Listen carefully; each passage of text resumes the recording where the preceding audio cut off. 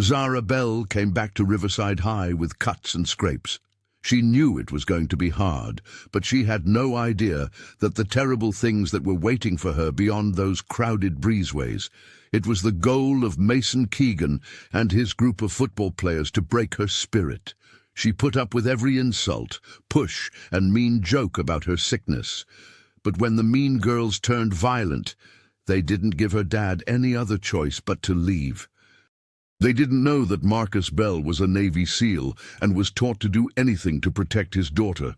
They were totally wrong. Sign up for the channel and let us know where you are watching from before we go any further. Don't forget to watch tomorrow's story, for sure. After the last bell, the metal doors of Riverside High School flew open and let a flood of students into the breezeway.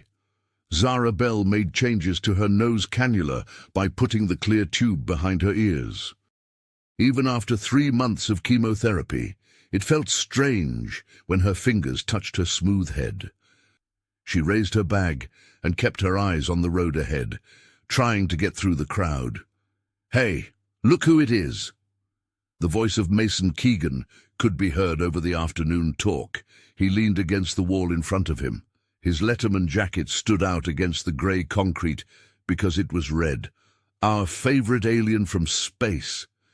Even though Zara felt sick to her stomach, she didn't change her plans. It would get worse if you changed direction. She had learned that a long time ago. "Hey, everyone!" Lana Briggs' voice could be heard as she raised her phone. "It's time for another episode of Weird Science." A few of the kids laughed. More people came together and formed a loose circle around them. Mason pushed off the wall and went around Zara like a shark. "What's wrong, alien? Do you not want to say hello to your fans?" Zara said quietly. "Leave me alone," as she tried to get around him, but Mason moved faster and got in her way. "Not right now. We need to do a science project." He put his hand on her face. "Let us turn off the life support and see what happens." He touched the tube of her cannula with his fingers. He took it off her nose with a sharp yank. As the tube came loose, pain shot through her nose. "Stop!" From behind them, DJ Carter's words boomed, with his dark eyes on fire. He pushed through the crowd. "Hey, Mason, back off. What else?" Mason smiled bigger as he hung the tube just out of Zara's reach. He threw it to one of his friends when she tried to grab it. DJ! He charged Mason, but 2 other players caught him in the middle of his run. They slammed him into the lockers, making a sound that could be heard in the breezeway. Lana squealed and jumped on her toes as she filmed. "Keep recording. This is definitely going viral." Coach Talbot was standing by the hall doors when Zara saw him through the growing crowd. They looked at each other. He took his eyes off of her and looked at his clipboard, as if he hadn't seen anything. "She's not even human anymore. Look at that!" He took a water bottle out of his bag and sprayed Zara in the face with it. She got cold drops on her head and neck, which soaked into her blue t-shirt. Maybe she needs to get some water to make her hair grow back. "Barbie is bald." "Barbie is bald." Lana started the song, and many other people joined in. There was a cage of noise around Zara, made of the sound that bounced off the walls. Mason's teammates let DJ go, long enough to push him down. One of them put a foot on his back when he tried to get up. The player laughed and said, "Stay down, hero. Not unless you want to be a freak." Mason moved closer to Zara and pushed her against the lockers. The metal was cold through her wet shirt. Her lungs began to burn. She needed to get her air back. However, she wouldn't let them enjoy seeing her freak out. "What's wrong, alien?" He leaned in close, and her face felt his hot breath. Not much to say. No smart answer.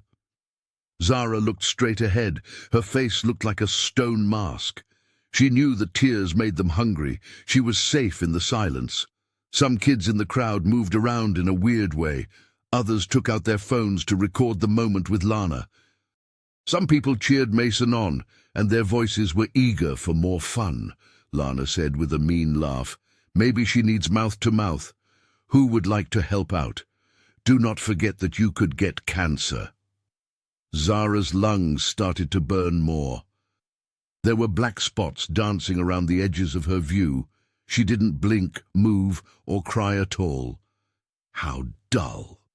Mason finally took a step back and pointed to his partner. It was in a puddle of water from the spray bottle when the boy threw the breathing tube to the floor. Let's go. When the alien plays dead, it's not fun. As Mason and his friends walked away, the crowd started to thin out. Lana only stayed for a short time to get one last close-up of Zara's wet face. Then she followed them, already tapping on her phone to post the video. Within seconds of being let go, DJ jumped up and ran to get Zara's tube. He said it softly to try to help her connect it again. He was so angry that his hands were shaking. "Z, I'm really sorry. I tried." "It's okay," Zara said as she took the tube from him. I have to go home." After everyone had left, she made her way out of the school. She felt like she was walking through deep water with every step. Her nose started to bleed, which is a usual side effect of chemo that got worse when her cannula was taken out too quickly. As I walked home, the leaves and cracks in the sidewalk blurred together. Zara kept track of her steps, concentrated on her breathing, and refused to think about the next day. When she finally got home, she stopped at the door and carefully wiped her nose with her sleeve. Before she could reach the door, it opened. Marcus Bell, her dad, stood in the doorway, and his big shoulders filled the frame. His dark eyes saw everything at once.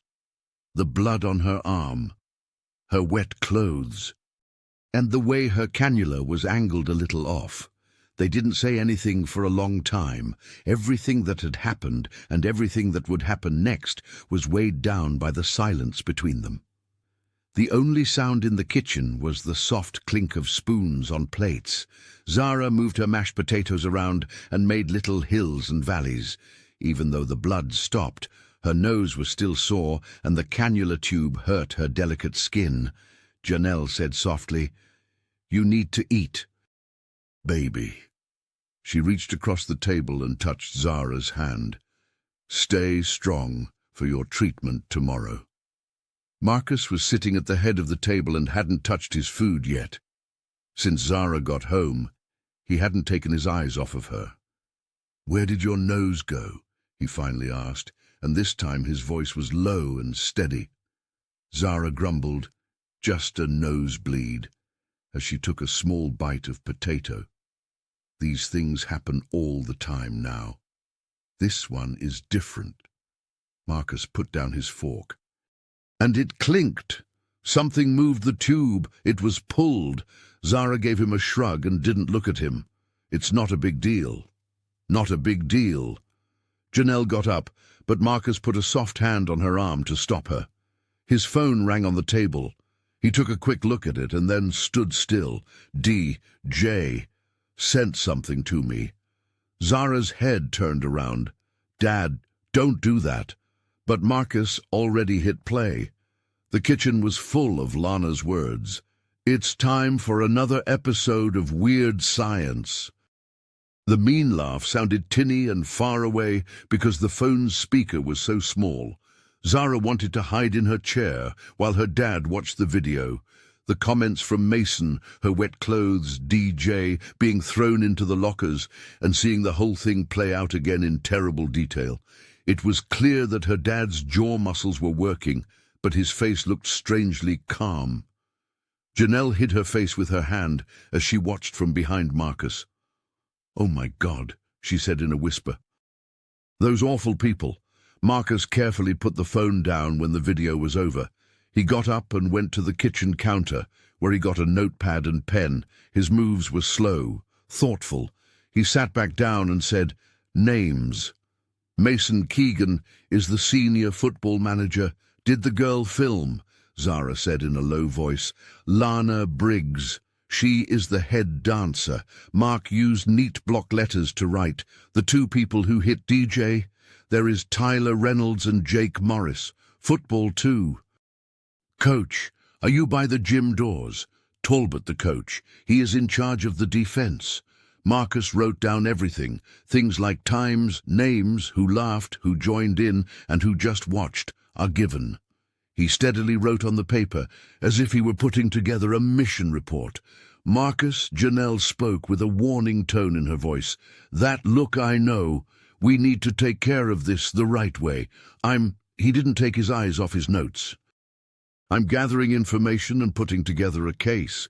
Janelle told him, don't go military on this.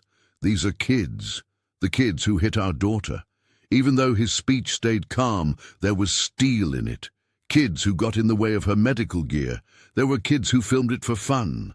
Zara pushed her plate away because she was no longer hungry. Could you excuse me? She saw both of her parents' faces soften as they looked at her.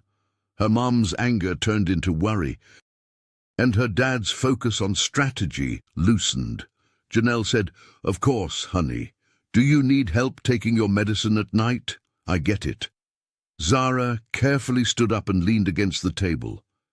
She felt a little dizzy earlier because she wasn't getting enough air. Marcus stood over the paper with his pen still in place and watched her. Zara, we won't let this go on any longer, I understand. She was able to smile a little. You're probably already making plans for a crazy SEAL job. Not anything crazy. He twitched the corner of his mouth. Just be exact. That night, Zara lay in bed and read the same passage over and over again while she tried to concentrate on her book. She looked up when she heard a soft knock. Marcus stood in the entry, even though it was late, still wearing his work clothes. May I come in? Zara smiled and put down her book. Her dad walked across the room and sat on the edge of her bed, so heavy that the mattress bent. He looked at her face for a moment, as if he were trying to remember everything about it. He finally said, I want you to understand something. What did you do today? What's been going on? Now it's over. Dad, not at all. It was a quiet but strong voice. I thought the school would take care of this, but I've let it go on too long. They thought they'd keep you safe. I made a mistake there.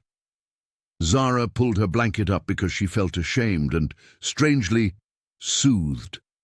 I want you to be safe, or make things worse. Marcus reached out and fixed her cannula tube with mild touch, being careful not to hurt her. He said, We'll take care of this, but I want us to do it my way. Still, strategic and exact. He said them as if they were a promise, and Zara could feel something in her chest start to open up. Her father had always been the cool one, the one who planned, and the one who could see what was going on and figure out how to get through it. Now she saw that same focused determination at work on her problem. It was the first time in months that she really felt safe. It felt like Principal Harris's office was smaller than usual the next morning. If Marcus Bell stood at parade rest near the window and filled the room without saying a word, it might have been that. It could have also been Evelyn Keegan's worried energy as she paced behind her son's chair. Officer Randall leaned against the wall to look like he wasn't interested. You didn't have to come down for this, Mrs. Keegan. When someone says my Mason hit someone, I have to be here right away. Evie's heels made a loud noise on the tile floor. Principal Harris was sitting at his desk and pulling on his shirt. The morning sun came in through the blinds and made lines on the papers that were lying around in front of him. Mason slouched in his chair to avoid looking at anyone. Harris began, Mr. Bell, I understand you have concerns about what happened yesterday. Marcus moved forward and put a thick cardboard box on the desk. Not a problem, some proof. It took him very exact movements to open the folder and lay out the photos, written statements, and time-stamped video screenshots. His hands moved quickly and smoothly, lining up everything in perfect rows. My daughter was trapped in the East Breezeway at 3:42 p.m. My Mason Keegan and 3 other kids. Marcus's voice was soft and almost like he was talking. They did something on purpose to mess up her medical tools, especially her nasal cannula, which helps her get extra oxygen while she is getting chemotherapy. Wait a minute. Evelyn spoke up. You can't show that. Page 3. Marcus clicked on a very clear picture of Mason's hand on Zara's breathing tube that he got from a public social media post by your son's friend. On page 4, you can see how the nose was hurt.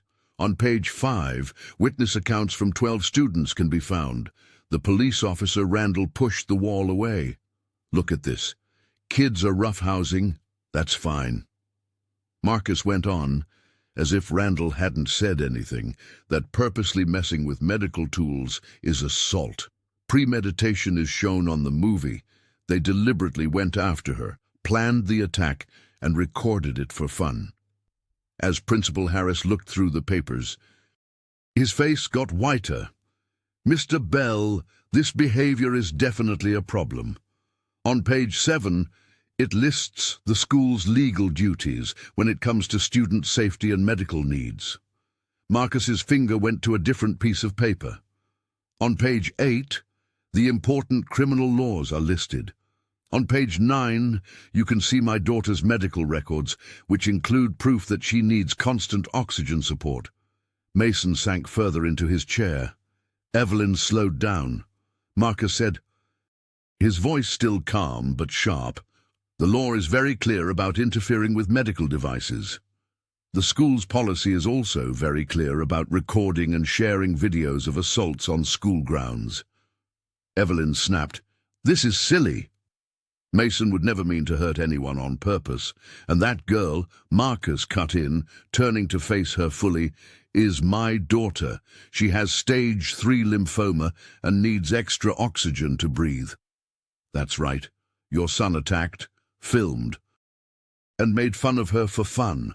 It got very quiet in the room. Even Randall looked like he was in pain. The principal cleared his throat. Because this documentation is so detailed, I think action needs to be taken right away. He stood up straight. Everyone involved will be suspended for 2 weeks, and this Friday's football game will not happen. Cancelled. Mason sat up straight for the very first time. That's not possible. It's coming home. I definitely can, Harris said, giving his voice some power for the first time. I am too, Evelyn hissed. This is crazy. Do you know how many fans and college recruits come to these games? Marcus said in a low voice. I should have thought about that before filming an assault. Even turned around on him. You think that because you were in the military, you can just walk in here and scare everyone. This has to do with school. Not now, Mrs. Keegan. With precise moves. Marcus put his papers back in the folder. This has to do with the law. If there are rules, the school can handle them, or I can file charges. Pick. Officer Randall was finally able to stand up straight. Hold on now. It seems like filing fees are too high. Does it? He looked at him with those steady eyes. Officer Randall, were you on duty yesterday? Have you read the account of the incident? Or did you decide it wasn't worth your time? Randall's face turned red. There wasn't a written report. Now there is. Michael put the folder back under his arm. Principal Harris, I'm sure you'll handle this right. They will be sent to the school board, the director, and my lawyer if not. That's the order. He took a step toward the door and then stopped.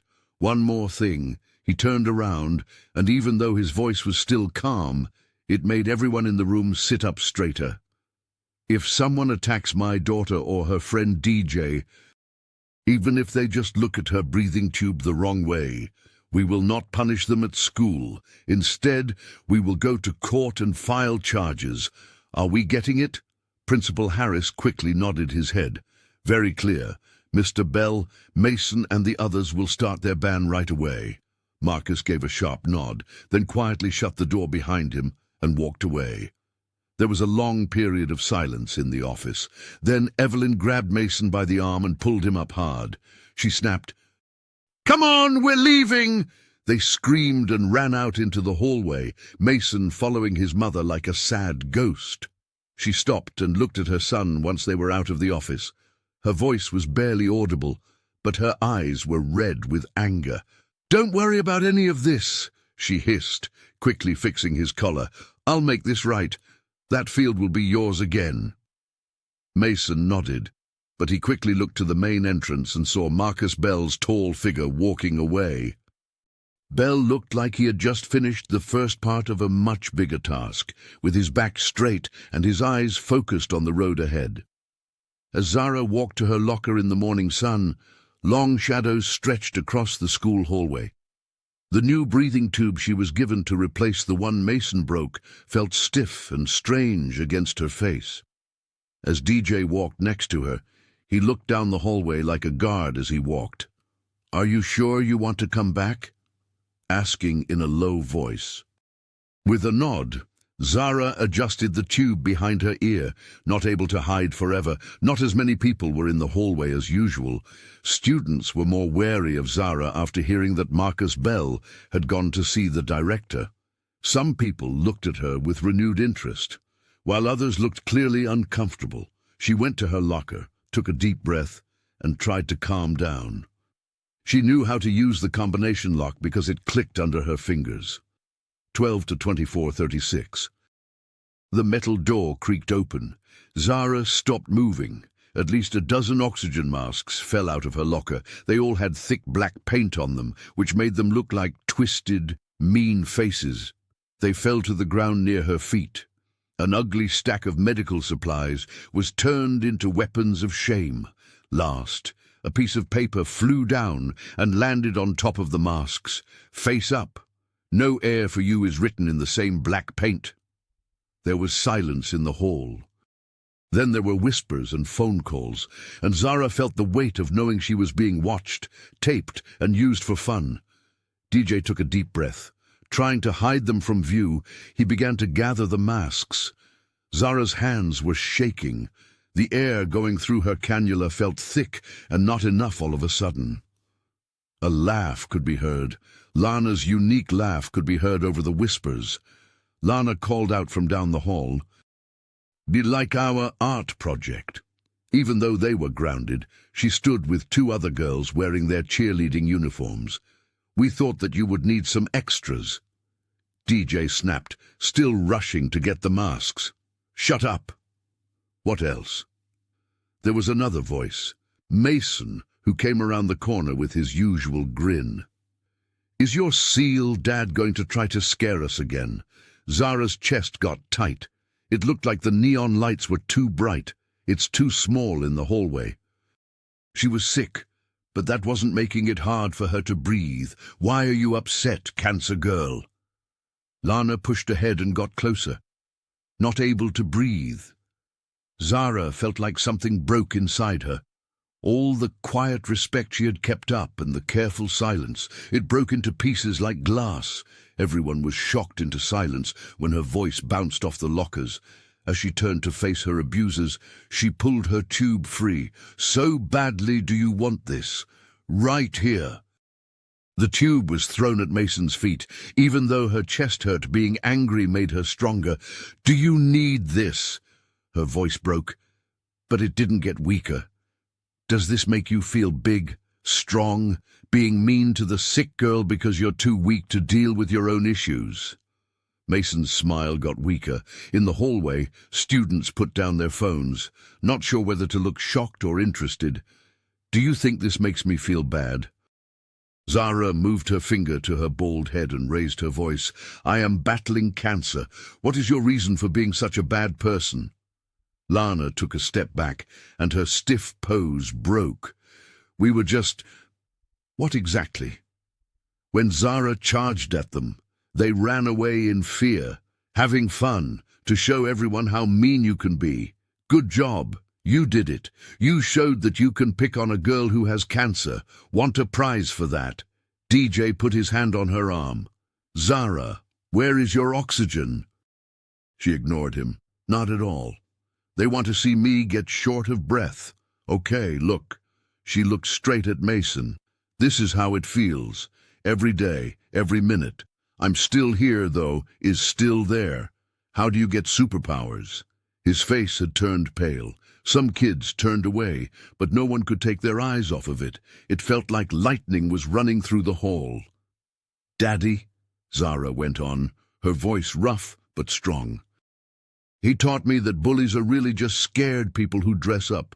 Show him he's wrong. When you fight, make sure they can fight back. She saw a tall person through the windows. Marcus just stood there in the parking lot and watched.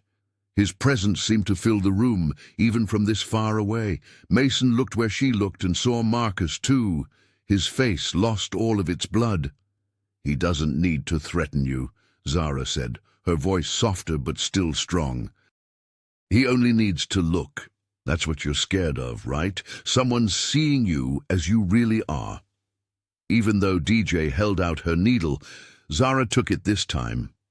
While she put it back on, her hands were shaking, but she never took her eyes off of Mason's face. She took a big breath through the tube and said, "Next time you want to mess with my air, remember this. Don't forget that I picked to remove it. You lost. You won't ever." Everyone jumped when the bell rang. People were in a hurry to get to class, so they avoided the scene. Mason and Lana turned away, losing the confidence they usually had. Mason took one last look at the parking lot as they walked away. Marcus wasn't moving. When he stood at parade rest, he didn't pay much attention to his surroundings. Marcus didn't wave, nod, or do anything else when Mason looked at him. He did nothing but watch.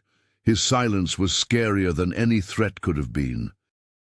The bullies turned a corner and were gone, leaving Zara leaning against her locker, her energy wearing off.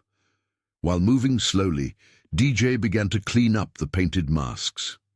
He said in a low voice, "That was the bravest thing I've ever seen." When Zara closed her eyes, she could feel the air going through her tube. From the window, she could see that her dad was still watching, like a watchdog. The emergency meeting was set up less than an hour after the locker episode. Marcus sat by himself at one end of the meeting table in Principal Harris's office. He was calm, but his eyes were sharp. Officer Randall and Coach Talbot were sitting next to him, and Evelyn Keegan was sitting in her chair like a queen. The principal cleared his throat. "Mr. Bell, we need to talk about what happened this morning." "An event. Which part?" Marcus's voice was calm and quiet. "Oxygen masks that were painted, or my daughter having to fight back because no one else would." Evelyn leaned forward, and the fluorescent light caught her pearl necklace. "Mr. Bell, these kids were just having fun. It might not be appropriate, but for fun." He put his phone down on the table. "The film of the fight in the hallway is already in the queue. If this is playing, Mrs. Keegan, what is it?" The masks falling out of Zara's locker were shown on the video. Officer Randall moved around in his chair while Coach Talbot looked at his hands. Coach Talbot said in a weak voice that teens can be mean sometimes. "What will the boys be? Do not—" Mark's one word was like a knife cutting through the air. "Leave that line unfinished." Dr. Harris used a handkerchief to wipe his face. "We understand your worry, Mr. Bell, but do you—" Marcus's calm made me feel uneasy. Taking out a thick folder, he started to lay out the pictures inside. The broken masks, screenshots of social media posts making fun of Zara, and security video from early that morning that showed Mason and his friends near Zara's locker. He went on to say that this was abuse, focused, organized, and backed up by evidence. Evelyn's perfectly kept smile got tighter. "Mr. Bell, your time in the service may be making you see threats where there are only jokes." She even stood up straight in her chair. "Several parents are worried about how you're acting, how I behave." Marcus looked at her with wonder. "Yes." Evelyn's voice was filled with fake worry, using psychological warfare techniques to keep an eye on the school grounds and scare kids. Battle with thoughts. Marcus was about to smile. "What do you call standing still in a parking lot?" The police officer cleared his throat. "People have told us that you suddenly appeared behind students and were following them." "Do you mean going to events at public schools, going to football games, being seen by everyone?" The voice of Coach Talbot got rough as he spoke. "Mason says you made threats to him in his ear. I told him I see everything he does. Marcus's voice stayed the same. Coach, that's not a threat. It's true. Marcus saw Mrs. Santos walk by through the office window. She stopped for a moment and looked at him before slipping a folded note under the door and walking down the hall. Evelyn tapped the table with her perfectly polished nails. Mr. Bell, let me make this clear. This aggressive behavior must stop or we will have to take legal action. Going to court. Marcus leaned back, and his calm never changed. For what reason? Record-keeping? An observation? Are you still? Because they made people afraid. Feel like the place where my daughter lives every day. Marcus spoke up quietly, the one where she can't get to her locker without getting hit, where she can't even breathe without being made fun of. In a friendly way. Principal Harris raised his hands. Maybe there's a middle ground we could reach. Marcus made it clear that there is no middle ground with bullies. You all worry so much about my time in the military, then you should understand. I get the idea of increase of force. I know what proportional reaction means. Everything I've done has been planned, legal, and easy to see. Are you making threats? The hand of Officer Randall moved to his hip. Marcus's laugh was short and not funny. Now, if I were making a threat, you would know it. He stood still and slowly gathered his papers. But since you all care so much about my being there, let me make things clear. I will always look out for my kid. I will keep writing down every event. I'm going to keep being a witness. Evelyn began to say, Mr. Bell. But Marcus put out his hand. He then said, you only have one choice. You can be on the right side of this or not. Because there are two ways this can end. You either do your job and keep these kids safe, or I'll make sure everyone knows why you didn't. He walked toward the door, but stopped to take Miss Santos's note. Evelyn called after him, you can't scare us, but her voice was a little shaky. Marcus turned around, and his face didn't change. If you think this is scary, Mrs. Keegan, you don't know me at all. I'm just paying attention. He took a quick look at Officer Randall. Also, I think you should start paying attention. Because the next time your cops look away while my daughter is being abused, I'll make sure that's also recorded. Coach Talbot stood up all of a sudden. Please wait a moment. Coach, don't wait any longer. You've had chances to stop this. You picked sides instead. Marcus put his hand on the doorknob. Don't forget that choice. It's going to be important soon. He walked down the hall and opened Miss Santos's note as he went. He could hear Evelyn's voice rising in pitch behind him, demanding action, safety, and results. Mark, though, was already reading the note. There is proof for me. For years, protests were ignored. When you're ready, Santos. As he slowly made his way to the exit, his steady steps filled the empty hallway. The sun's long shadow went across the lockers in the afternoon. Those were the lockers where his daughter had finally found her voice that morning. Before pushing through the heavy doors into the parking lot, Marcus said to himself, "And you've turned this into a battlefield." It was just loud enough for him to hear. If you walked across the empty school parking lot in the morning, the air was cool and thick with dew. He got to football practice early, and you could hear his cleats clicking against the concrete. You could also see his breath in the cool air before dawn. The only cars in the lot belonged to people who work in repair. Mason grabbed his phone and typed a message to Zara about how to make the worst parts of the day better. It stopped him in the middle of writing when he felt it. Being there. He felt something on the back of his neck. "Hey, Mason. Good morning." Mason turned around, and his phone fell to the ground. He was standing less than 3 feet behind him, with his hands behind his back and a plain black jacket on. His face was bland, almost nice, but his eyes were cold and focused. How long did you stay?" Mason's voice was rough. "Long enough." Marcus's voice was soft and friendly. He knelt down and took Mason's phone. He looked at the unfinished text message and then held it out. "Make plans for the day." Mason grabbed the phone back and tried to get his normal swagger back. "You are not allowed to be here. What my mom said. Your mom said many things." Marcus moved forward one step. Mason naturally took a step back. "But this is important. I promised my daughter I would do something. I also do what I say I will do. Is that meant to scare me?" The shaking in Mason's voice took away from his attempt to be brave. Marcus gave a small smile. "To be afraid is a choice. Mason, you've chosen to be scared right now because you know what you've done. You understand who you are." A car door slammed far away, which made Mason jump. Marcus didn't even look up. Mason said, "I'm not afraid of you." He looked around quickly, though, and for witnesses or someone who could help him. "You are, yes." Marcus kept his voice quiet and almost soft. "Not because I want to scare you, though. I haven't touched you, haven't yelled, have only stood here and talked." He turned his head a little. "Now tell me, Mason, why are you shaking?" Mason didn't even know his hands were shaking until Marcus told him. He put them in his pockets quickly. Marcus spoke up and said, "Your mother can't keep you from the truth. She will never be able to hide who you are, the type of person who hits someone who has cancer, who makes fun of their work to breathe." He slowly shook his head. "You will be followed by that truth.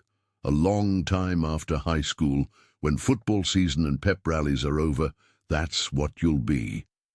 There was a group of players at the far end of the lot walking toward the field. Mason began to call out to them. He tried to say something, but Marcus took another calm step forward, and he stopped. Marcus went on, his voice getting softer. "You have a choice. You can be the one who changed because they saw they were wrong. You can also be the fool who called his mother to help him fight while he abused a sick girl." He smiled again, and this time it got to his eyes. "Make a smart pick." Mason moved back so quickly that he almost tripped. "You're crazy. Everyone knows you're crazy." "Oh no, Mason. Everyone knows I'm calm. I follow a plan. I write down everything."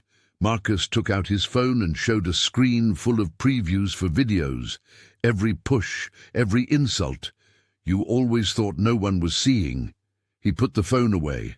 "I can see everything." There was a sound of cleats on cement getting closer as Mason's teammates got closer. Marcus didn't move or look anywhere else, but at Mason's face.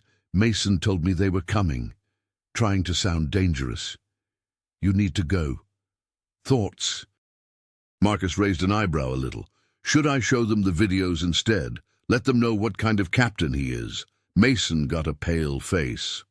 "You can't. Frank, I can do many things, by law, in public. Very much." Marcus's voice got a little rougher. "What are you going to do?" It was almost time for their friends to catch them.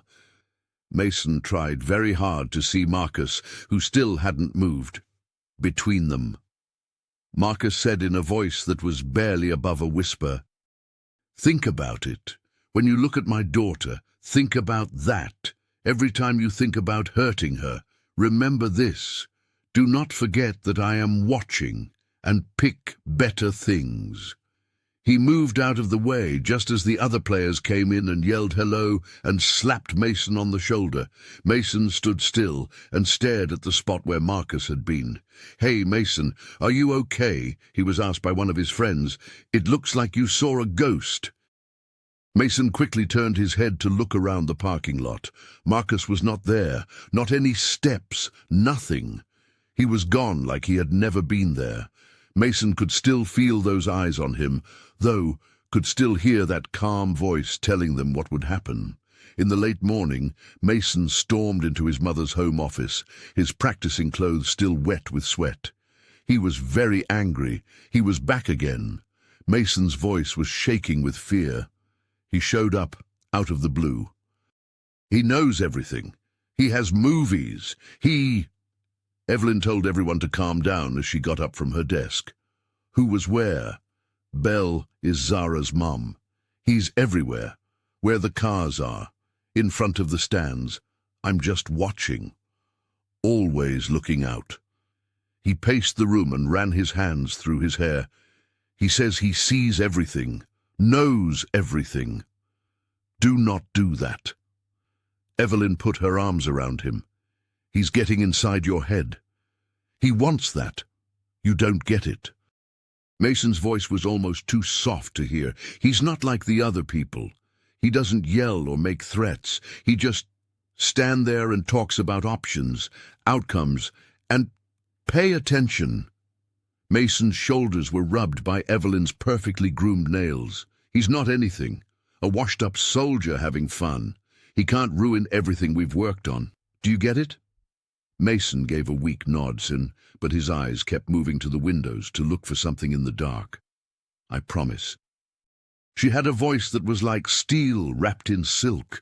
Marcus Bell will be sorry that he challenged me that day. Now clean up. This afternoon you have practice. As she spoke to the worried parents, Evelyn Keegan stood at the front of the PTA meeting room and let her pearl necklace catch the bright light. We can't let this happen, she said, her voice shaking with practiced emotion. They use a military mindset to threaten our children. The man in question, Marcus Bell, is fighting with teens, our teens. A lot of worried parents were whispering. A mother named Karen Mitchell raised her hand. Her son played defensive line with Mason. She asked him what he had done. Evelyn said, pacing to make her point, he stalks the school grounds. He just shows up out of nowhere and scares the kids. Yesterday, my own son came home shaking. She stopped and dabbed her eyes with a cloth with her initials on it. All of us know that he used to be in the Special Forces. Is that really the kind of person we want to be around our kids? Parents nodded, and worry showed on their faces. Principal Harris stood in the corner awkwardly, moving his feet back and forth. For the safety of our children, Tom Weber, whose daughter was dating one of Mason's friends, said, I move that we ban him from school grounds completely. Wait a minute, Ms. Santos spoke up from behind the room. Will someone not say why Mr. Bell is worried in the first place? His kid. It's not about his daughter. Evelyn quickly cut her off. This is about keeping our kids safe from someone who is obviously unstable. It was exactly what Evelyn had planned for the meeting to turn into a fight. She smiled to herself as she watched the chaos happen because she knew things were starting to go her way. But her win fell apart the next morning. There were dozens of motorbikes rumbling through the quiet morning air. This was the first sign. Then there was a long line of cars that filled the street that led to the school. She quickly ran to the window in her office, leaving her coffee cup on the desk. As she watched them come out, her eyes got bigger. There were veterans in their service caps and jackets, business leaders in suits, and pastors in their collars. And at the front, walking like a soldier, was Marcus Bell. They moved in perfect order toward the football field, where practice was going on at the time. When Mason heard footsteps coming up behind him, he stopped throwing the football and let it fall out of his weak hands. The protesters stood in a line along the edge of the field and watched. A lot of them wore pins or patches that said what part of the military they were in, like Marines, Army, Air Force, and so on. The unique trident pins that Navy SEALs wear. The coach blew his horn. Get back to work. Throw them out. Even so, the players couldn't ignore the wall of people who were just watching. Mason could feel their eyes on him every time he dropped back to pass. His voice would shake every time he called a play. Marcus took a step forward, and his words could be heard across the field without having to yell. Remember when you saw Mason Keegan hit my daughter, Coach Talbot? When you left? The coach's face turned red. This is not open to the public. You need to go, Marcus responded in a calm voice. We're not on school property. We're worried people watching a public space, he told the veterans next to him. A lot of us fought for that right. A small group of students had gathered, and everyone was recording with their phones. Evelyn ran out onto the field and sank her feet into the grass. She yelled, "This is harassment. I'm going to call the cops." The Reverend Jackson stepped forward in his priestly collar and said, Please do. I'd love to talk to them about why the chair of the school board cares more about peaceful protesters than about kids being bullied." Minutes later, Officer Randall showed up. But even he didn't seem sure when he saw the wall of decorated soldiers. After having a quiet word with Marcus, he turned to Evelyn. "They have every right to do that, ma'am. There's no school property involved, and they're not making a noise." As more kids showed up, the plan fell apart. Mason tried to keep up his normal cockiness, but his passes were all over the place. His orders got mixed up. When he looked up, dozens of war veterans always had their eyes on him. The crowd then split up, and Zara walked through. Her nose tube was in place, and she wore her normal jeans and t-shirt. She held her head high. DJ walked with her and some other kids who had joined the march. The sun in the morning made her nasal tube shine like silver. "Hey, Mason, what's wrong?" Her voice was loud and clear as she called out, "Are you brave only when I'm by myself?"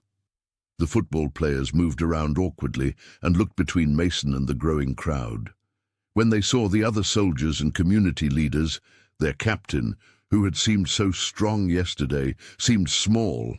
Evelyn hissed and grabbed Mason's arm. "This isn't over yet. We're going right now." Marcus's voice followed them as she pulled him away. "Though I agree with you, Mrs. Keegan. It's not over yet. We're only just beginning." The protesters stayed until the end of practice and stood there quietly. Students talked quietly and pointed to the war scars and proud stances on the soldiers' jackets, as well as the medals and ribbons that were on them. There were no angry protesters here. They looked like fighters standing guard. As the sun rose higher, Zara thanked each soldier as she walked along the line. In honor, many of them touched their army caps. Some said encouraging things in a quiet way. Her needle caught the light every time she walked, no longer a sign of weakness, but a badge of toughness. "How does it feel?" DJ asked her in a low voice. Zara saw Mason and his mother run off across the parking lot, and then she heard Coach Talbot's angry footsteps. With steady hands, she changed her cannula and smiled. "It makes me think of breathing." The afternoon sun came in through Zara's bedroom window as she lay on her side. Fighting off another round of sickness caused by the treatment, the soft blue paint in her room and the pictures of her friends on the walls made it feel like it was spinning. The nasal cannula was pressed against her cheeks and giving her air, but it didn't seem like enough. Marcus sat on the edge of her bed, and because he was so big, the cushion seemed to dip a little. With worry in his dark eyes, he watched as his daughter breathed quickly and shallowly. He said in a soft voice, "Bree, you're fighting it too hard. I can teach you something that helped me get through the hardest tasks." While Zara turned her head a little, sweat was beating on her temples. "I don't think I can learn anything right now, Dad. Believe me." His voice was just as calm and authoritative as it was during the march. The name for this is box breathing. When our bodies are fighting us, when we're under a lot of stress, SEALs use it. Janelle walked through the doorway. Her nurse senses told her to check on her daughter. She had a cool towel and a small water bottle with a straw that could be bent. He put up a hand and said, "Maybe now isn't the best time for lessons." He told me to watch. "Picture a square in your mind, Zara. It's going to be traced with our breath. Each side has 4 counts." Zara's fingers were on her blanket shawl, but she gave a weak nod. Marcus took her hand gently and used her middle finger to draw a square in the air that she couldn't see. On the first side, take 4 deep breaths in through your nose, slow and steady. He showed by counting with his chest going up. 1, 2, 3, and 4. Zara, whose breath was shaking, tried to follow. "That's it. Hold your breath while we draw the second side. 1, 2, 3, and 4.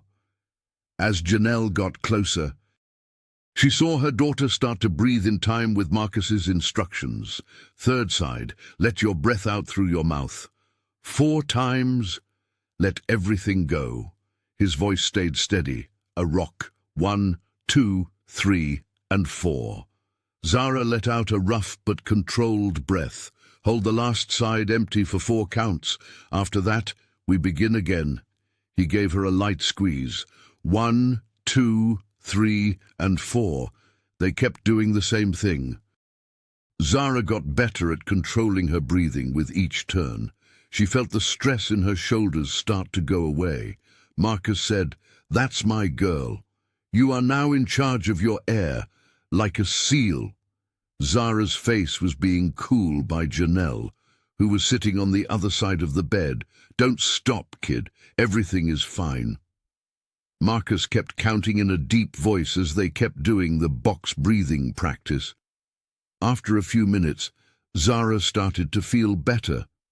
As she watched the pattern, her breathing fell into a nice beat. Marcus said quietly, "There were times when I thought I couldn't take another step or breathe." He was still holding her hand, but this method helped me remember that I was in charge, not my body's stress. It's not the case. Me. Zara fully opened her eyes for the first time since the dream began. "How did it help you on missions?" Marcus said yes, and a small smile appeared on his face. "Before each drop, during every battle. We had to be still and quiet for hours each time." He drew another square that couldn't be seen, 4 sides, 4 times. "It's that easy." "But it's not just breathing, right?" Janelle asked, and she looked like she was starting to understand. Marcus agreed, but not. "Pay attention, stick to it, making your body know who's boss." He was proud as he looked at Zara. "The mean kids tried to take your air. They can't touch this, though. You are the owner of this." Zara did the move again, but this time she didn't count with Marcus. As she breathed, her finger moved over the square on her blanket that she couldn't see. She said that after a few minutes, the sickness gets better. She sounded surprised. Marcus told them to keep training. "Whenever you have too much to do, along the hall, while being treated, anywhere, don't forget the box. Picture it in your mind." Janelle moved Zara's pillows around to make it easier for her to sit up. She offered the water and said, "Take small sips." Zara was more careful as she drank through the straw, and her hands were no longer shaking. Marcus changed the tone of his voice and said, "Tomorrow we'll work on combat breathing. It's like the rough cousin of box breathing." Zara laughed a little at that.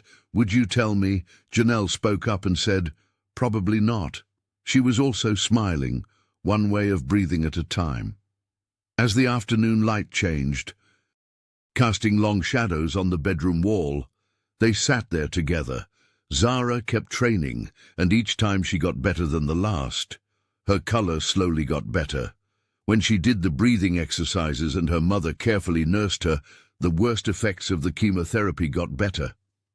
Marcus watched as his daughter learned the skill that had helped him get through the worst times of his service career.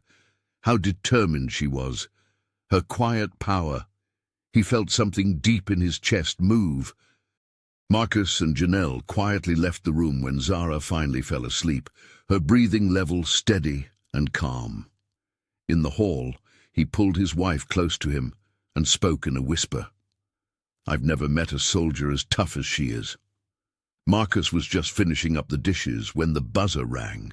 He could see Officer Randall's police car in the driveway through the window.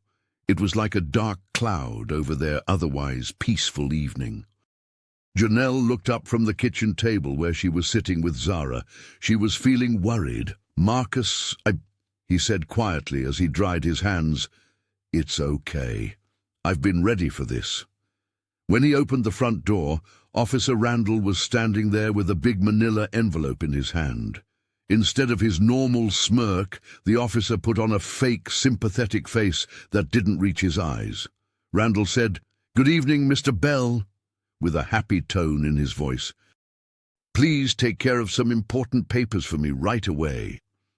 Marcus moved out of the way to let Randall into their house. Police boots squeaked on the clean floor, leaving behind small, dirty marks that looked like they were put there on purpose. Zara walked in through the kitchen opening with her nasal cannula shining in the light above her head. "Dad," Marcus told her. "It's okay, sweetheart." And his voice was calm. "The officer is just giving some papers." Randy cleared his throat and took some papers out of the package. "We are giving you this temporary restraining order because the school board and the county court told us to." He held up the stack of papers. "You must always stay at least 500 feet away from school land." Marcus took the papers, but you couldn't read his face. Janelle moved to stand next to him and read over his shoulder while he looked over the first page. "This is silly," Janelle said, her voice tense with anger. "Why's that?" Randall took on a formal tone. "A number of parents, including Mrs. Keegan, have complained about Mr. Bell's intimidating and frightening behavior toward children. They have sworn under oath that he harassed kids in a military-style way. Being rude." Zara took a step forward, and her voice shook. "He has been watching out for me. They are the ones who—" "Zara." Marcus gently cut him off. "Let me take care of this." He kept reading the papers, and with each page, his jaw got tighter. The papers talked about made-up events and claims that he had followed students around, made threatening gestures, and scared teens with his military background.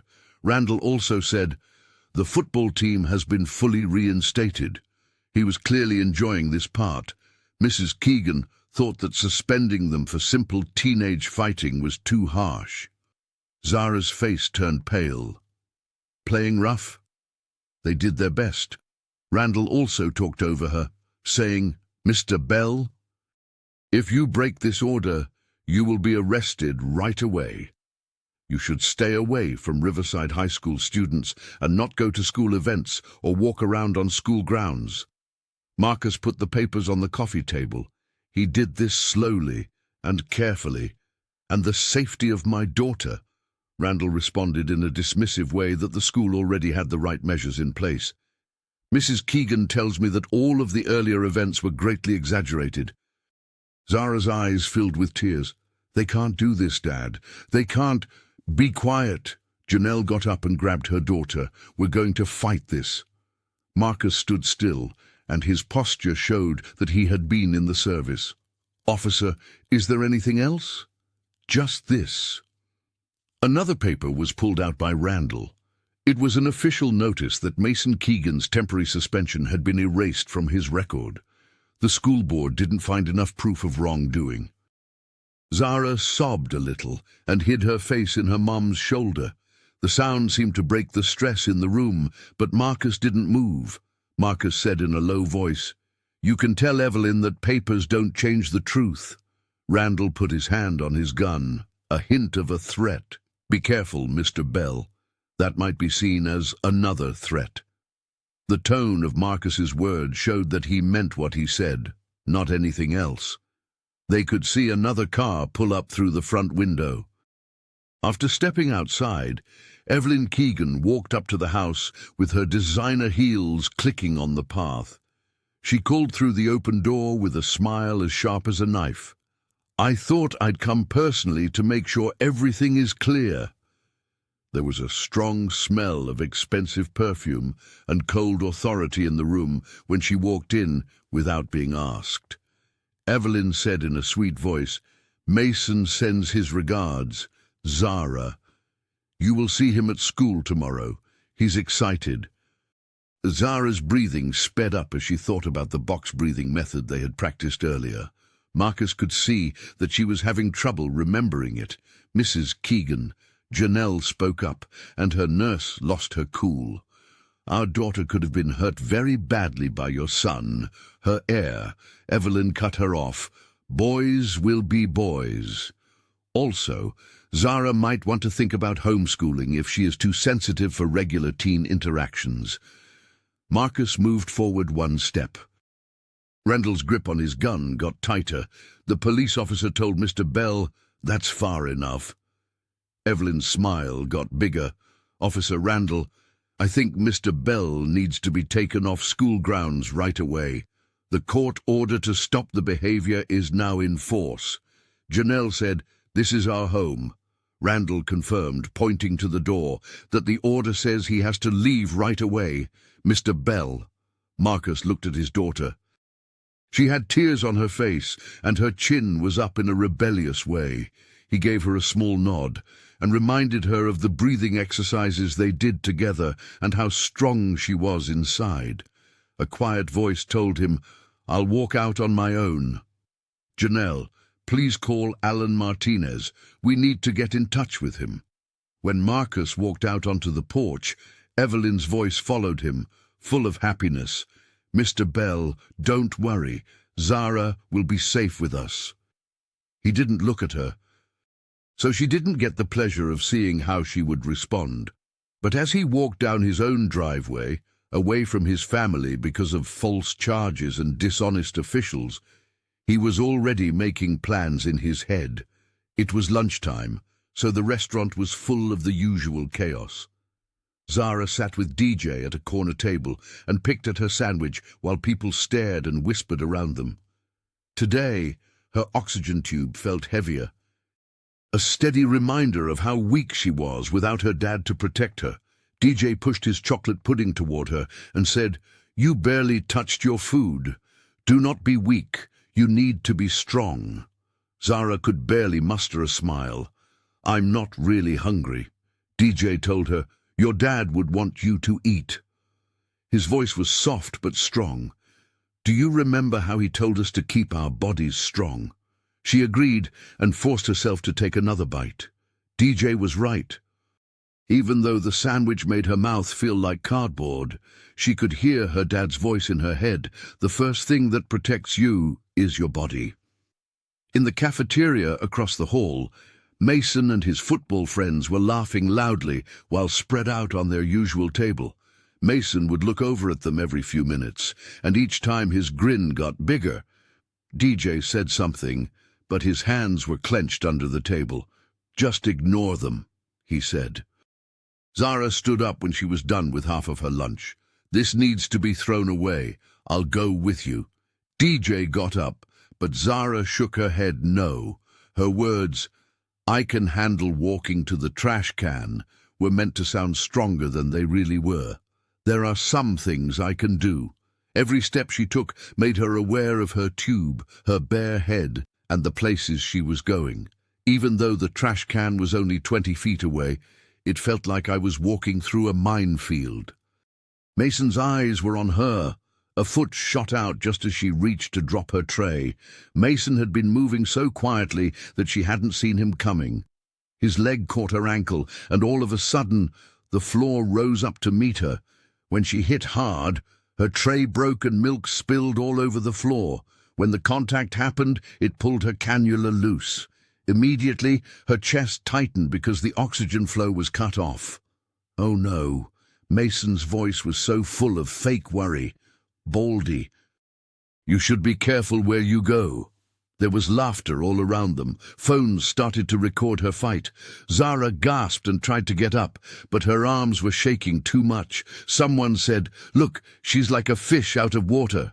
More phones, more laughter, and more shame running through her blood. The chair for the DJ slid back roughly. "Don't, you son of a DJ." Zara let out a wheeze. It was her dad's voice again. Not mad, but smart. Plan ahead, not after the fact. "What's going on here?" The noise was cut off by Mrs. Santos's sharp voice. The English teacher pushed her way through the crowd. As she took in what she saw, her face dimmed. "It was just a mistake," Mason said calmly as he stepped back. She fell down. She got down on her knees next to Zara and helped her stand up. With practiced moves, she got the cannula back and put it back in the right place. As soon as the airflow started up again, Zara took deep, desperate breaths. "An accident." Her voice was as cold as ice. like the crash that was caught on camera last week, or the accident with the masks that were painted. Mason scoffed. You can't prove anything. But his eyes showed that he wasn't sure what to say. In fact, Missy Santos stood up and took out her phone. Yes, I can. I began to record when you got up from your desk. Strange that you were near Zara's path, even though your table was on the other side of the canteen. His face lost all of its color. A few of his friends were moving around awkwardly behind him. He began, My mother. This video will be very interesting to us, Miss Santos said. The cops will too. Guys, this isn't just boys being boys. Mason, this is an attack. DJ helped Zara stand up and supported her while she moved a little. Even though she was breathing better, shame was still burning in her chest. Everyone who caught this on camera, Ms. Santos spoke to the crowd. You can choose. You can leave those movies behind and go on with your life. You could also do the right thing and send them to me as proof. Make a smart pick. As the crowd broke up, many students looked down at their phones with shame on their faces.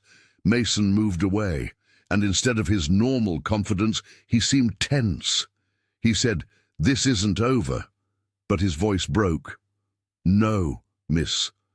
Santos said in a cold voice, It's not. She looked at Zara, and her face became softer. We need to get you to the nurse. DJ, could you get her stuff? Zara sat still in the nurse's room while her oxygen levels were checked. DJ waited outside and texted quickly, probably to let her dad know what was going on. Ms. Santos stayed and took notes while holding Zara's hand every so often. The teacher said in a soft voice, Your father may not be allowed on campus, but you're not alone. We are keeping an eye on them and keeping records. We will not let them win. Zara nodded, but the weight of everything was pressing down on her chest more than anything else.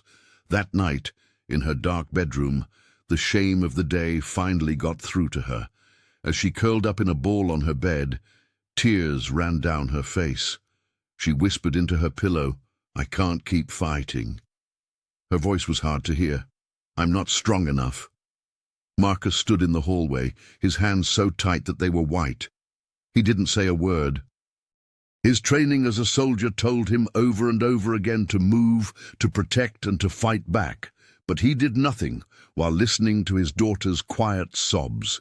He had to stay away from the people who hurt her because of the law and crooked power. He tightened his teeth as another sob came through the door. During all the years he had served, enemy fire had never hurt so badly as this. He was useless as his child suffered. Marcus was sitting at his kitchen table with his laptop and files all around him. 3 burned-out cell phones were in front of him, impossible to find. He learned in the military that knowledge is power, and he needed all the help he could get right now. DJ sent the first message. Tyler had to run more laps because he talked about the gas mask incident. Coach Talbot told him he needed to learn how to be loyal to his team. Marcus wrote it down in the computer file that was growing. He slowly typed on the keyboard, making sure that each entry was marked and linked to the ones that came before it, like in a military intelligence report. His second phone rang. This one was linked to a group of local soldiers that he had called. Jim Thompson used to be an Army Ranger. My child says Mason talked about getting away with things because his mum takes care of it. They said there used to be write-ups, but they went away. The trend was becoming clear. Marcus had seen this kind of corruption before in war zones, where fear and layers of red tape kept it hidden. He knew how to take those layers apart, one thread at a time. The doorbell went off. Marcus quietly walked up to the door and peeped through the crack. Sweets. Santos stood outside and nervously looked over her shoulder. He quickly opened the door and led her inside. She took a USB drive out of her bag and said, I can't stay long. But this is important for you to see. Before Evelyn had the original punishment records changed, I made copies of them. 3 years' worth of events were all strangely lowered in importance or erased. Marcus hooked up the drive to his laptop. The screen was full of files, names, dates, and events. His jaw tensed up as he scrolled through cases of harassment that had all been carefully buried. "How did you get these?" he asked in a low, steady voice. The teacher, Ms. Santos, said, "I've been keeping records since I started working here. There was something wrong with the fact that some kids never got in trouble. I just didn't have proof until now." His third phone went off, one more veteran touch. This person worked at a nearby bank. Did the deals for the booster club that you asked about. Payments every month to organizations that help leaders grow. But where the business is located, the house is Evelyn's beach house. Marcus added it to the list of things he was gathering. It looked like a tactical plan as the pieces went together.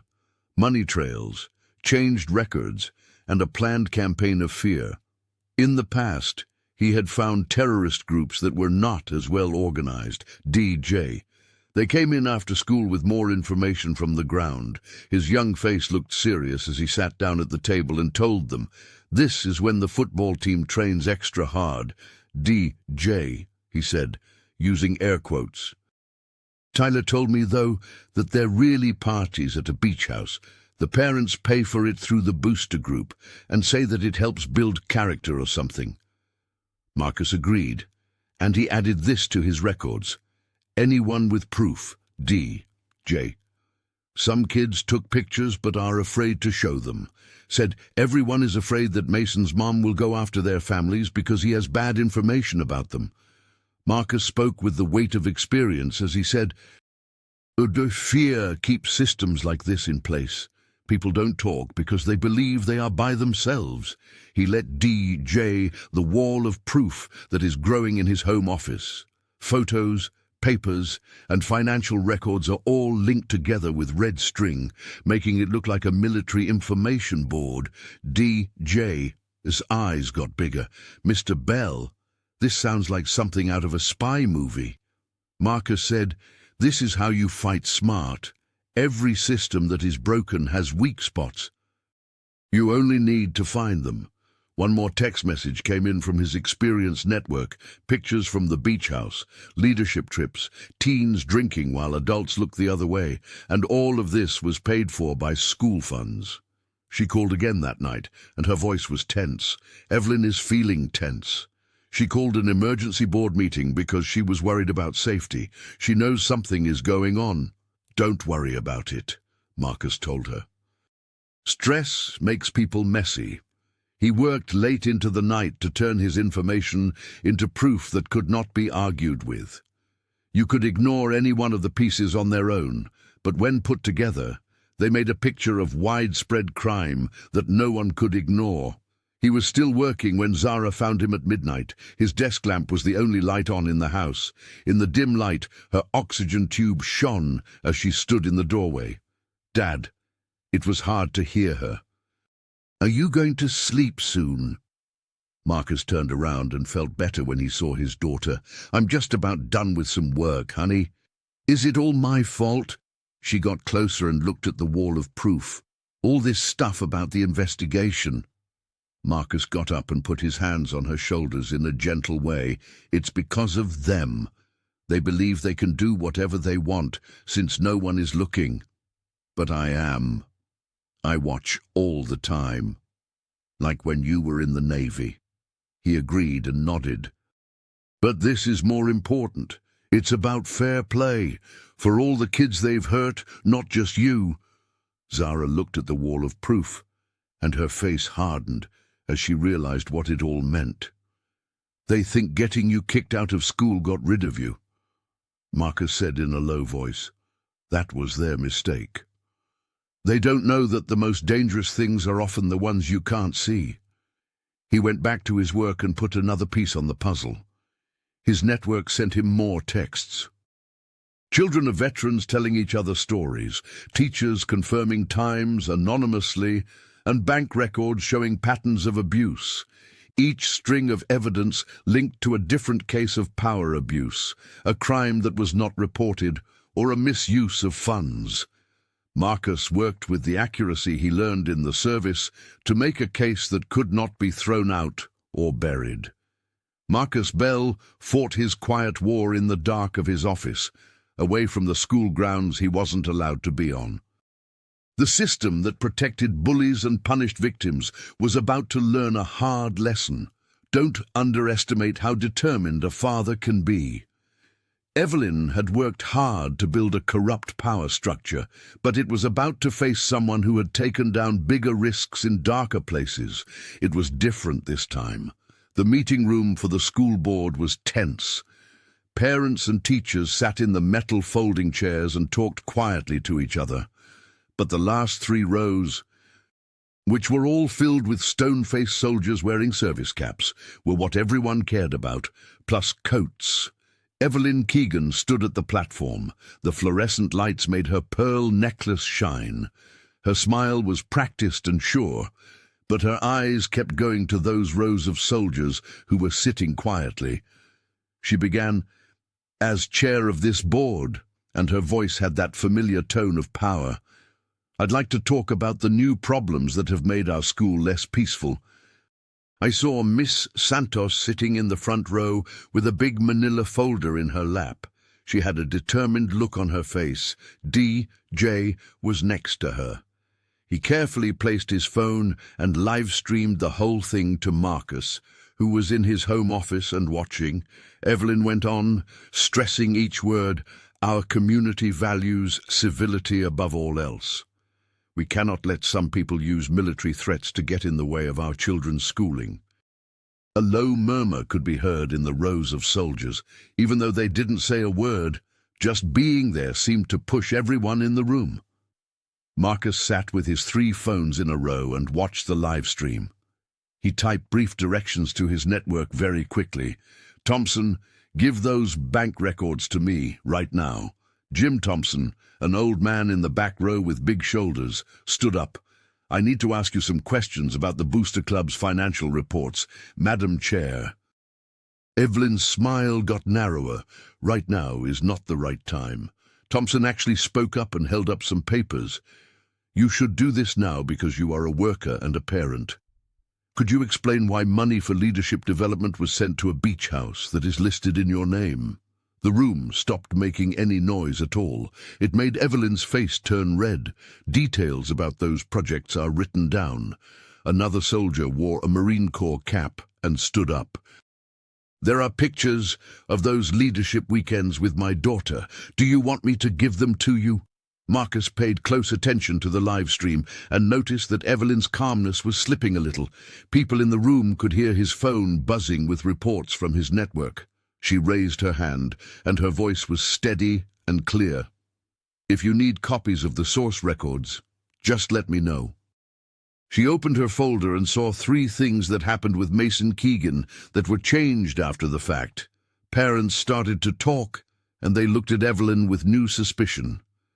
In the second row, a mom got up. "She said that my Sophie was picked on last year. Even though she told someone, nothing happened." Was that report also changed? More parents stood up, bringing up memories that had been buried for years. Marcus planned everything from his home command center, texting specific questions to important soldiers in the room. Each question built on the last one. Evelyn tried to get back in charge. "These charges have no truth to them, like the claims made against Marcus Bell, Miss Santos, the ones that got him kicked off campus."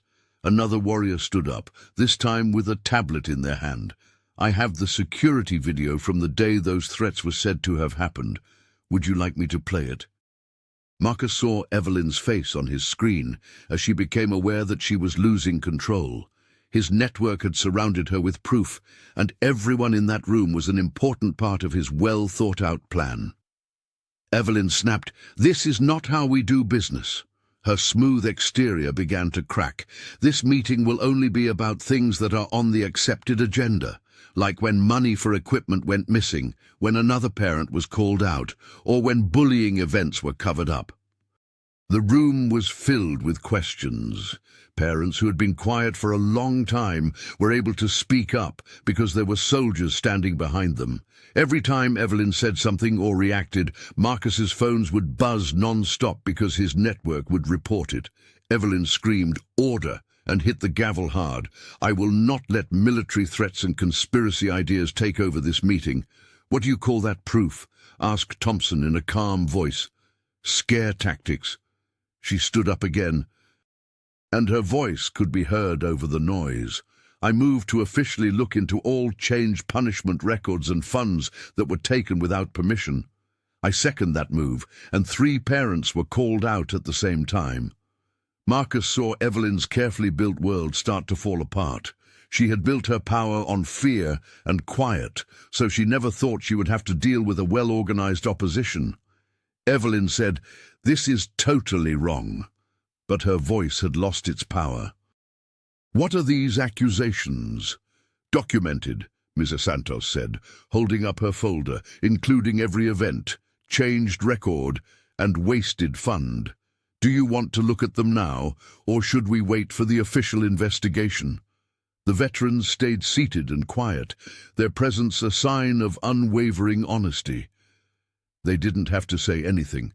Their controlled silence said a lot. Marcus used his network to plan the last push. "Send the pictures right now."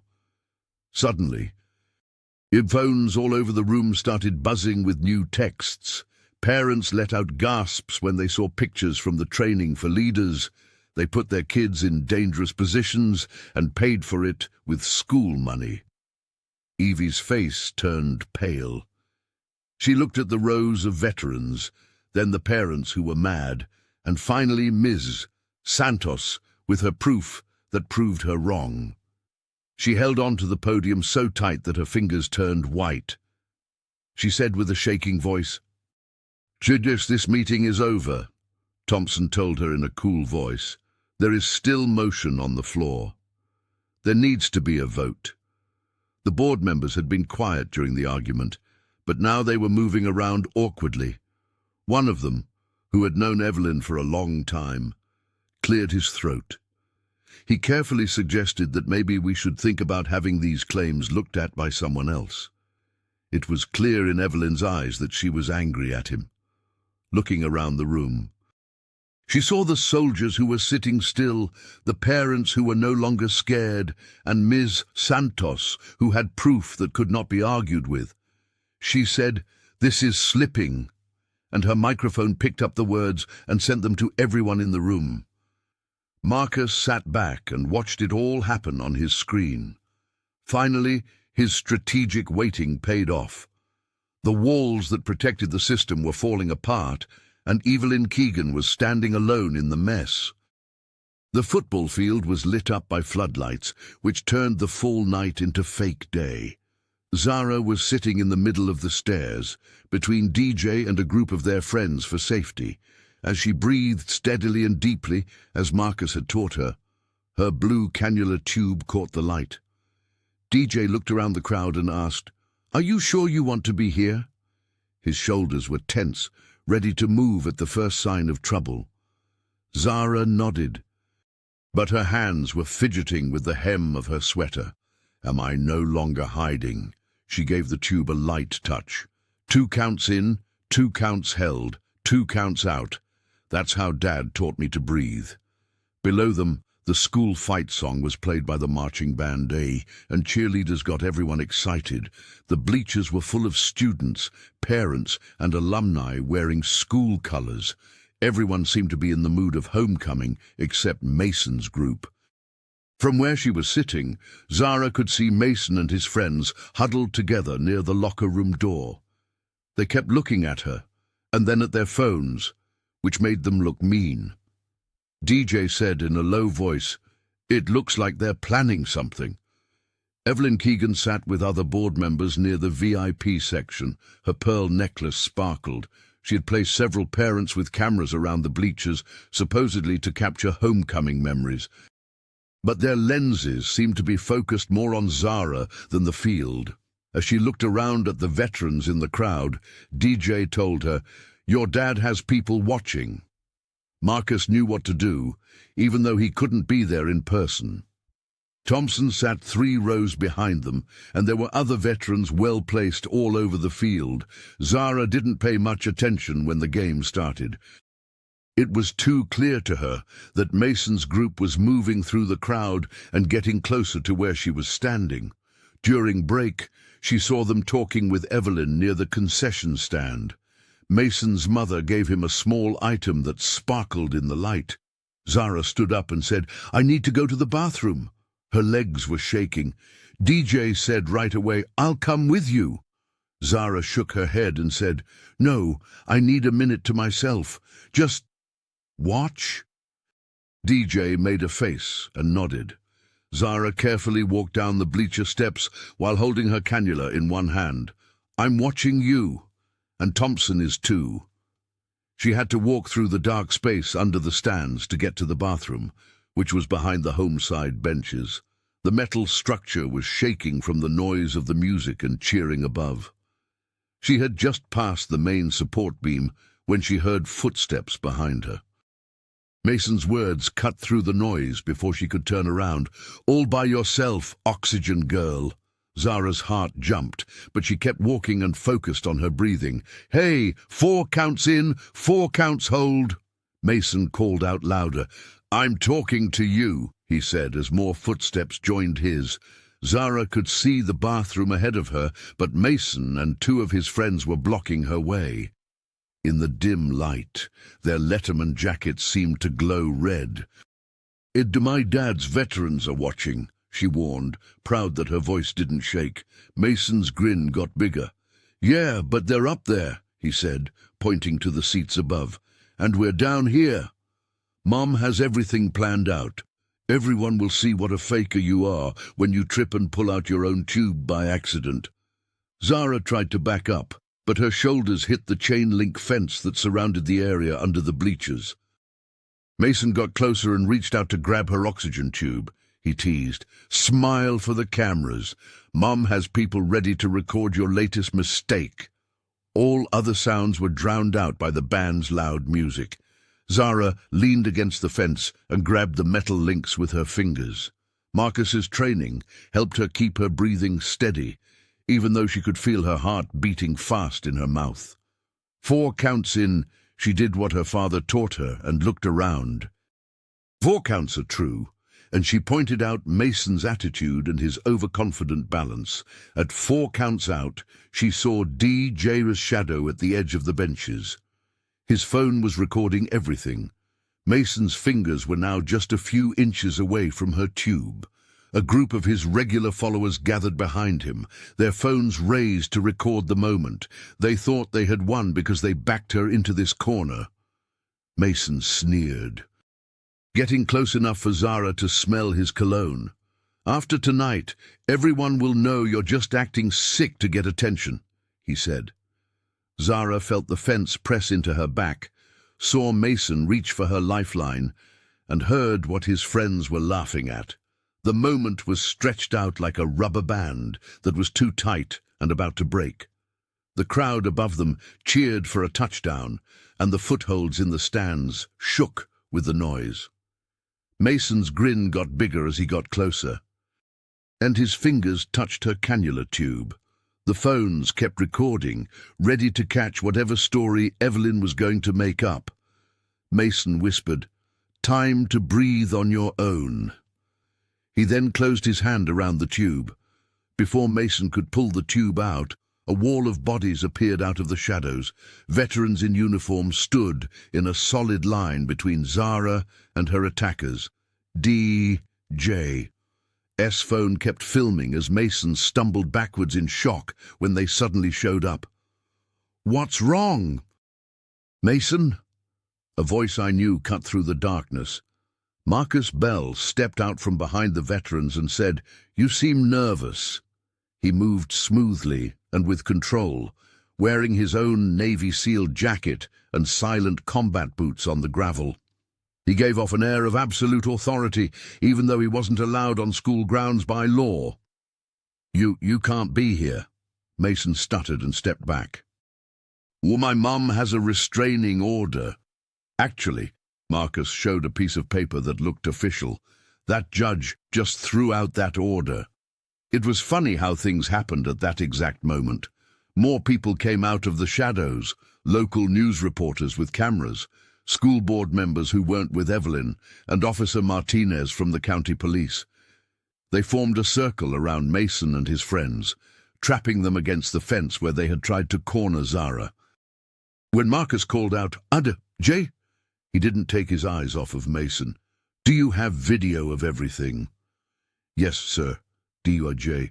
He held up his phone. I am live streaming right now to the school's social media. About 3,000 people were watching, and the number was growing. Mason's friends put down their phones and looked confused. The game went on above them, but there was a murmur in the crowd as people saw their phones light up with alerts. Ross? Marcus said in a low voice. This is my whole job. I look for people who abuse their power. Did you really think I wouldn't see the pattern, the lost complaints and deleted files? He took out a thick folder and started putting out papers on a nearby equipment table. Every erased mark of discipline, every hidden tape that gets lost, every event report that was not true, and the trail of money. Your mum used the booster fund to do some sneaky accounting to pay for her lies. Thompson, one of the soldiers, held up his phone. This is also being live-streamed, sir, Mason said. His face turned pale. He looked everywhere, but his backup was already gone, leaving him alone. He told him, "You can't prove anything," but his voice broke. "Can't I?" Marcus asked, as he spread out more papers. "Here's the proof that your mother told the security cams to be turned off during certain events. Here's proof that she told teachers they needed to change their reports. Here is proof of how she paid for special advice with booster funds, giving witnesses real money to keep quiet. There were more people under the benches now. Students looked through the fence while recording on their phones. They didn't give up when Mason tried to push past them. Marcus kept talking, his words clear in the silence. Your mother is very thorough. She wrote down everything, probably to keep control over her partners in crime. But she didn't expect Ms. Santos to make copies before she had to throw away the originals. Officer Martinez stepped forward and looked over the proof. This is definitely enough for more than one charge. Corruption, waste of money, and putting children in danger. It wasn't my fault, Mason yelled, his face wet with sweat. He pointed at Zara and said, Mum told us to put them in their place. She said people like them, they need to learn where they belong. She planned everything, told us what to do, and made sure we wouldn't get in trouble. He stopped suddenly when he realized what he'd said in several live streams.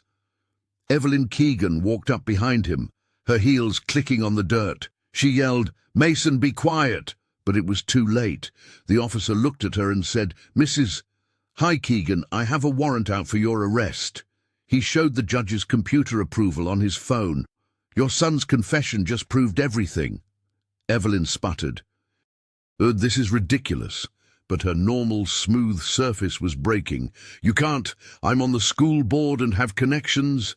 Yes, but now it's not possible, someone in the crowd said. The supervisor went through, and he or she looked very sad. Emergency meeting. The board decided 10 minutes ago to fire you. As soon as we saw the proof, we called the police, and things moved quickly after that. Martinez read them their rights, while another officer beat both Keegans. As people from the upper decks came down to watch, someone began shouting Zara's name. Others joined in, and the noise got loud enough to drown out the game above. Zara! Hey! Zara! Hey! Zara! Marcus always had one hand on his daughter's shoulder and stayed close to her. He took a look at her tube to make sure it wasn't broken during the fight. Is everything okay? He asked softly. Zara replied, yes. She then watched as Evelyn and Mason were led away. The other students who had helped them looked scared. They probably knew they were next. DJ was already showing Officer Martinez his video evidence. She whispered, 4 counts in, showing the breathing method Marcus had taught her. 4 counts hold, 4 counts out, Marcus said with a small smile. That's my girl. The chanting kept going as reporters pushed forward to get comments. The soldiers kept their defensive line around Zara, and Thompson worked with stadium security to make a way for them to get past. Zara could see Evelyn being put in a police car through gaps in the crowd. Her perfectly styled hair was messed up, and her pearl necklace was off-center.